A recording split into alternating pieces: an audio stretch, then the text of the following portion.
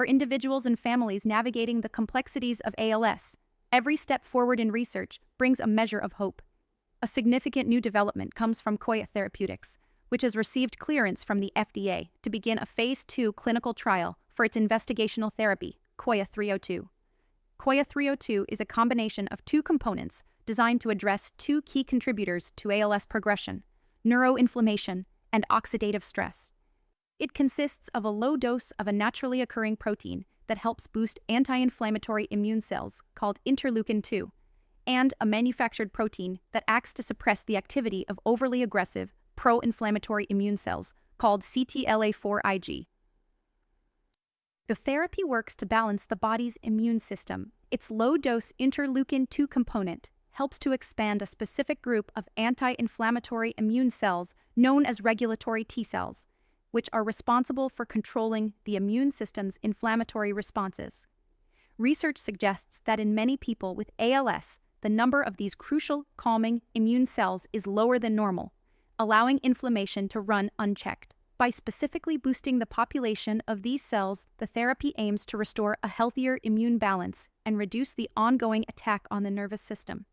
At the same time, CTLA4 Ig acts as a brake on the overactive immune response, where the body's defense system, meant to attack foreign invaders, mistakenly harms its own healthy cells.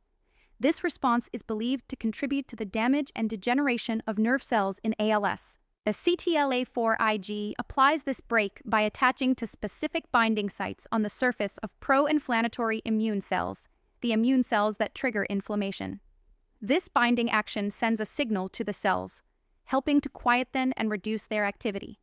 The combined action of CTLA4 Ig and interleukin 2 is designed to restore a healthy immune balance, aiming to reduce the harmful inflammation and oxidative damage that contribute to nerve cell degeneration. The decision to move forward with a Phase 2 trial was supported by encouraging data from a previous study run with 4 ALS patients. The results were measured using the ALS Functional Rating Scale Revised, a standard tool that tracks a person's ability to perform daily tasks like walking, speaking, and eating.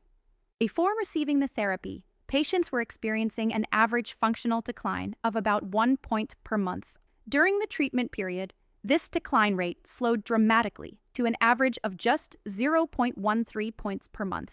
The data also revealed that one patient in the study even showed a significant improvement, gaining 11 points on the ALS FRS-R scale. While this was a remarkable singular discovery, the other 3 patients still experienced a greater than 50% reduction in their rate of functional decline. These results, though from a small group, offered a promising look at the therapy's potential. This randomized, double-blind, placebo-controlled design is considered a gold standard for clinical trials.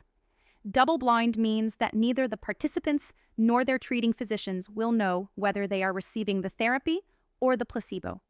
This is a critical step because it prevents bias, ensuring that any improvements observed are due to the therapy itself and not a person's expectations.